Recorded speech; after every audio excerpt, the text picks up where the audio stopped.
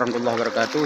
Jadi malamnya banjir di Kampung Timur Lima luar biasa. Ba jam pon plo nyo ia ka kale. Nyo ka banjir kelai yang apa? Jadi karena ujian meno terlalu berat, yaitu meno jumlahi tidak kena ju Pon harap coba lah ya. Jadi pirang ujian sampai guru kemudian baru kita banjir.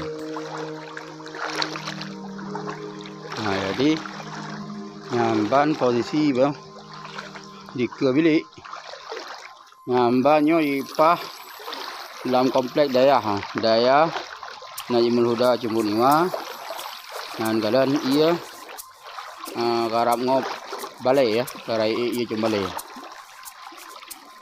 luar biasa iya dah jam. Nah kalau masih iya ke mana jam Jadi kejadian banjirnya ada di Takenyu malamnya, yaitu malam Selasa, mulai daripada situ malam hanya makaposa lewatnya mantan banjir. Karena Allah semoga ianya cepat surut supaya baik mengganggu aktivitas masyarakat untuk Sinohoro ngamanan sabalun. Nah, jembuk banjir lomba. Nyoba jalan. Jalan jembuk tembus cemerung. Iya. Nah, karap tuh ke iyang.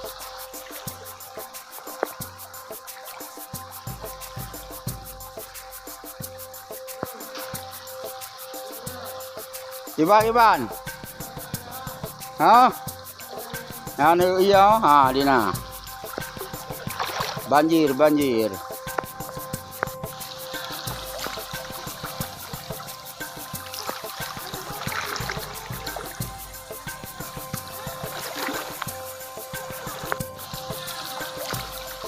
yang nekalanya adalah merupakan jalan menyerta jak kedai Kutunong yang urut kedai Cokmorong sampai Teluk Panah. Di meja baru yaitu urut arah Lamlau. Jadi ada jalannya ianya ke yang lebih iya ji. Nah kalian yang pandangan arah utara menuju Lamlau.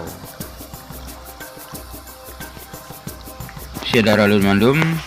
Jadi kamu dari grup Sinar Ilmu malam ini memberikan tentang keadaan banjir di Kampung Jumbo 5. Semoga banjir ini cepat surut supaya aman untuk masyarakat yang ada di sini dan juga aman daripada segala mara bahaya. Yang kami kamera ini adalah warkop atau warung kopi salah seorang daripada penduduk Kampung Jumbo 5, yaitu warkop Dr. Sofyan, di mana yang kita lihat di warkop ini dan airnya hampir di atas meja. Coba perhatikan, dan di jalan airnya sangat deras, sangat tajam, sangat cepat. Semoga dengan doa-doa para saudara kami semuanya kita aman-aman saja di sini.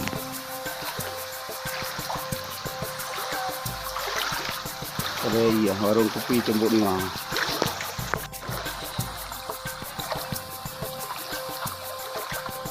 Ke warung kopian Jumbo 5 yang kalian iya karap meja.